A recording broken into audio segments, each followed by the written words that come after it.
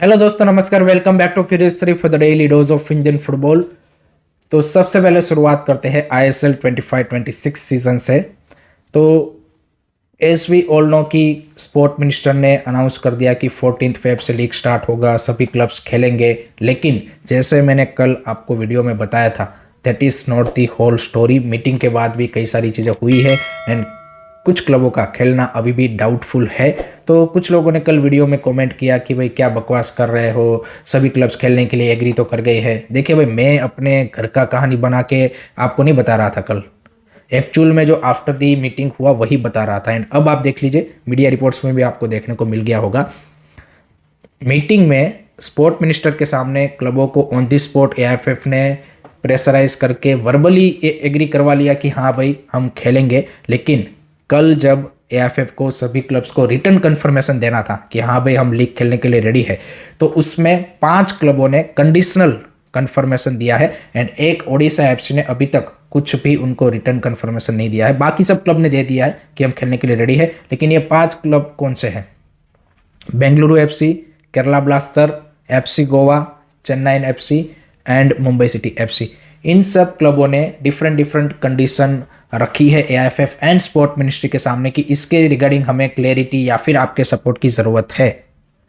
उसमें एग्जाम्पल के तौर पे मैं बताता हूँ आपको कि एफसी गोवा ने ये कंडीशनल सब यहाँ पे डिमांड की है कि हम इस चीज़ को अगर आप सपोर्ट करेंगे तो खेलेंगे। तो उसमें उन्होंने बोला है कि जो फतोड़ा स्टेडियम यहाँ पे है उसको आप हमें फ्री में दिलवा दीजिए, क्योंकि वो स्पोर्ट अथॉरिटी ऑफ गोवा का स्टेडियम है। तो साई की जो स्टेट डिवीज़न है उसके अंडर वो आता है। तो स्पोर्ट मिनिस्ट्री से उन्होंने उसकी डिमांड की है। फिर जो पुलिस सिक्योरिटी का खर्चा आता है उसमें आप स्टेट गवर्नमेंट से यहाँ पे कुछ हेल्प करवा दीजिए।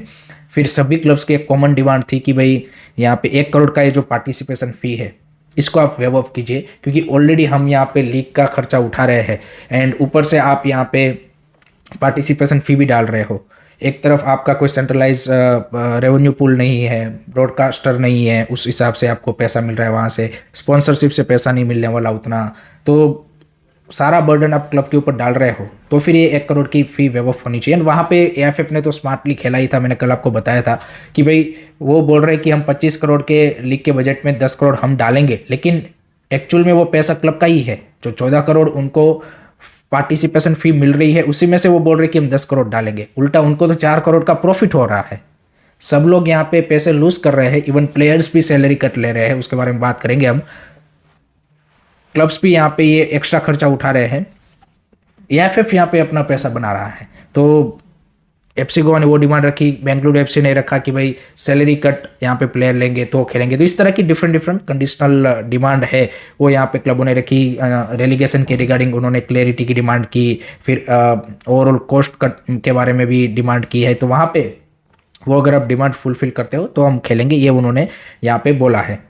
अब देखिए, सीन ये है कि एआईएफएफ एंड क्लबों के बीच में मतलब पहले ही ट्रस्ट डेफिसिट था, बट अब आप बोल सकते कि बिल्कुल ट्रस्ट बचा ही नहीं है। मतलब ना के बराबर यहाँ पे आप बोल सकते कि हो चुका है सब कुछ, कि भाई वो क्लब अब एआईएफएफ को ट्रस्ट नहीं कर रहा है। वो सारी चीज़ें अब स्पोर्ट मिनिस्ट्री के थ्रू ही करवाएगा।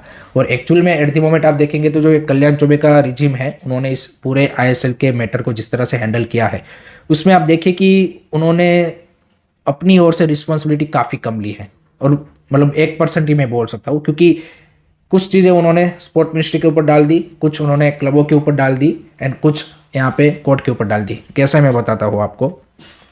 सपोज ब्रॉडकास्ट का डिस्कशन उस मीटिंग में स्पोर्ट मिनिस्टर के सामने हुआ, तो क्लियरली स्पोर्ट मिनिस्टर वहाँ पे बोल रहे हैं कि आप ब्रॉडकास्टर को ढूंढिए, अगर आपको कोई नहीं मिलता है तो इस सीज़न के लिए मैं डीडी स्पोर्ट को बोल दूंगा। तो डीडी स्पोर्ट पे आने के चांसेस इस सीज़न के लीग के ज़्यादा है। अगर डीडी स्पोर्ट में आता है तो क्लब के लिए और ज़्यादा भाई जो स्पॉन्सर्स कुछ यहाँ पे ऑन बोर्ड वो ला रहे होंगे उनको कन्विंस करना मुश्किल हो जाएगा।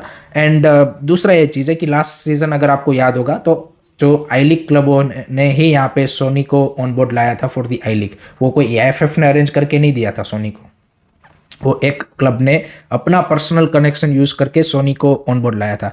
तो इस बार भी इस सीजन के लिए ब्रॉडकास्ट में क्लबों को यही करना पड़ेगा, या तो वो अपना पर्सनल कनेक्शन यूज करके सोनी जियो में से किसी को ऑन बोर्ड लाए, जो कि मुश्किल है क्योंकि वो भी इतने शॉर्ट टर्म नोटिस पे, और Jio particularly I think next month से वर्ल्ड कप स्टार्ट हो रहा है, उसका आना मुश्किल है। सोनी को ला सकते हैं, बट अगेन आपको वहाँ पे जो प्रोडक्शन है फिर वो उनके स्टैंडर्ड का करके देना पड़ेगा, एंड वो खर्चा आपको उठाना पड़ेगा। वो सिर्फ आपको ब्रॉडकास्ट करके ही देंगे। तो वो क्लबों को अरेंज करना है या तो स्पोर्ट मिनिस्टर करके देगा। या फिर कल्याण चौबे की वो कैपेसिटी नहीं है कि वो खुद से यहाँ पे अपना कोई कनेक्शन यूज़ करके ब्रॉडकास्टर को उस क्वालिटी का लेके आ पाए। सेकंड थिंग इज कि बजट फाइनेंस, जैसे मैंने बताया कि पूरा उन्होंने क्लब के ऊपर डाल दिया है। एएफएफ अपनी जेब से 1 रुपये भी नहीं निकल रहा है। तीसरा, यहाँ पे रेलीगेशन का उनसे पूछा गया तो वो बोल रहे कि हम स्पोर्ट्स से यहाँ पे सुप्रीम कोर्ट से एग्जेम्पशन लेके बताएंगे।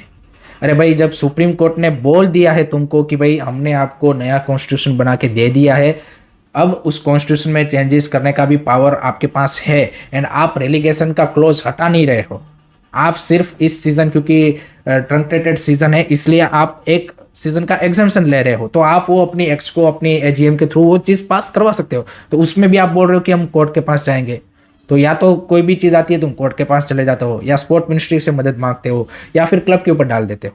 तो भाई तुम्हारी एज अ फेडरेशन क्या रिस्पॉन्सिबिलिटी है? तुम तो भाई मीडिएटर यहाँ पे, यू कैन से कि वो दलाल नहीं होता, उस तरह से ये लोग काम कर रहे हैं।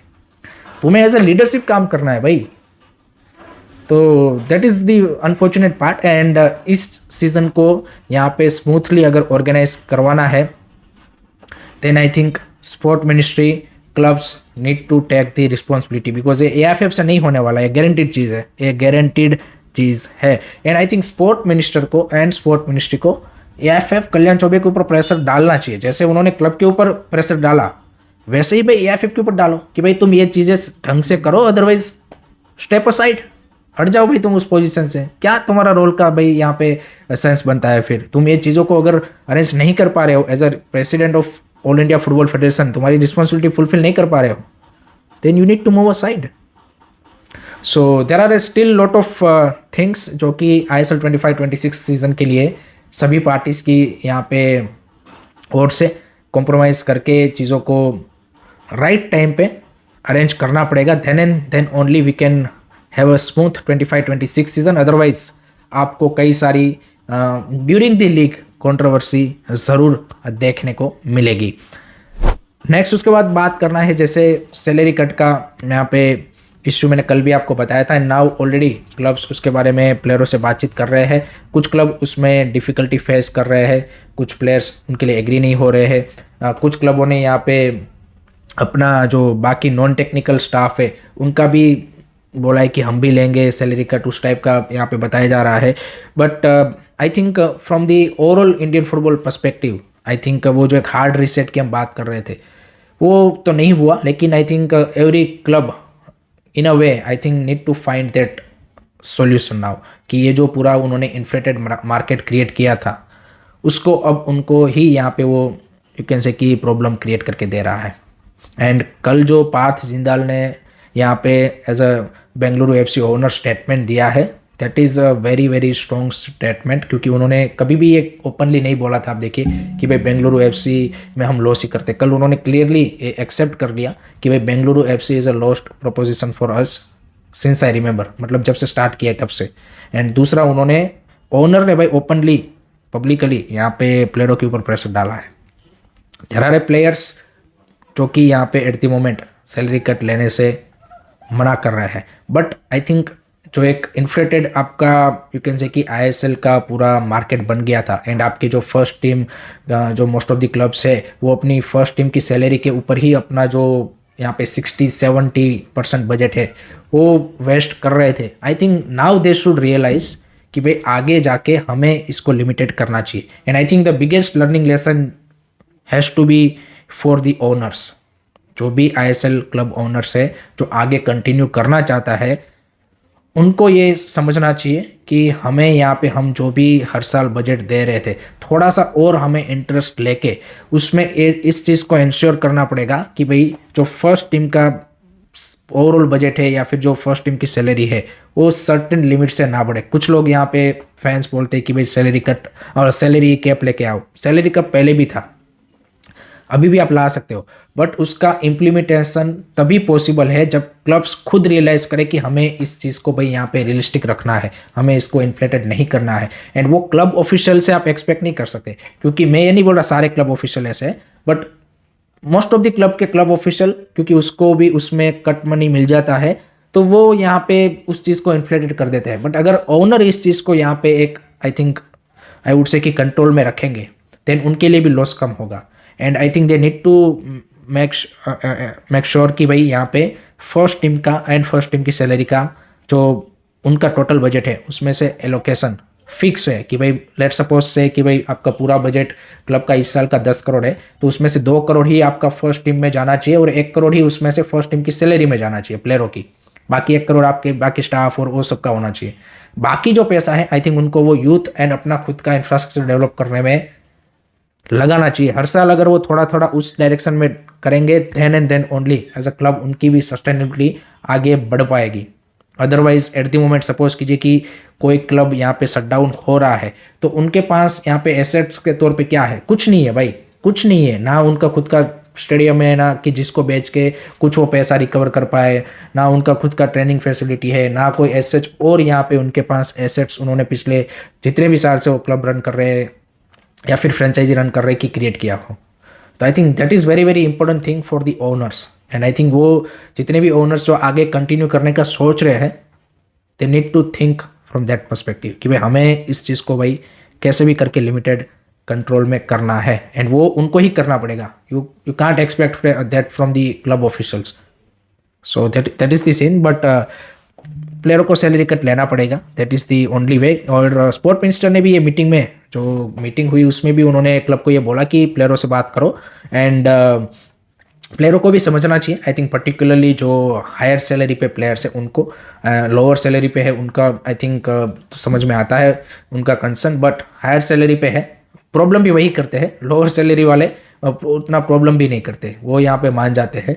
बट जो हायर सैलरी पे प्लेयर्स है they need to I think cooperate, because सबको कुछ ना कुछ सेक्रीफाइस करना पड़ेगा। इट्स नॉट ओनली कि आप एक ही स्टेक होल्डर से एक्सपेक्ट करो कि भाई उनको ही सब कुछ करना पड़ेगा। चाहे भले ही आपकी ओर से प्रॉब्लम ना हो, इवेंचुअली आप भी पार्ट ऑफ द प्रॉब्लम ही थे। बट अगर आप मान नहीं रहे हो कि भाई आपकी वजह से प्रॉब्लम नहीं हुआ, फिर भी भाई यहाँ पे as a you can say कि कोलेटरल डैमेज आपको उस चीज़ को रियलाइज यहाँ पे यू कैन से कि रियलाइज करके कोऑपरेट करना चाहिए। लास्ट में बात करते हैं इंडियन फुटबॉल फैंस का एक जो फेवरेट कंट्री है वो है कतार। तो उसका मैं थोड़ा सा आपको एक इंटरेस्टिंग इंडियन कनेक्शन है वो अपडेट दे देता हूँ। तो एस वी ऑल नो कि अंडर-23 एशियन कप चल रहा है। कल कतार का पहला मैच था अगेंस्ट यूएई, जो कि वो 2-0 से हार गए। उसमें भाई जो इंडियन ओरिजिन प्लेयर है तहसीन मोहम्मद जमशिद, वो भी भाई खेल रहे थे। एज वी ऑल नो कि is Indian origin player. And India ने एएफएफ ने अगर उनको पहले अप्रोच किया होता तो शायद एक पॉसिबिलिटी थी कि वो इंडिया को रिप्रेजेंट कर सकते थे, बिकॉज वो इंडियन पासपोर्ट होल्डर भी थे। एंड कल उन्होंने यहाँ पे उनकी अंडर-23 टीम के लिए खेला। He is just 19 year old and playing for Qatar अंडर-23 team. So that shows the potential in him.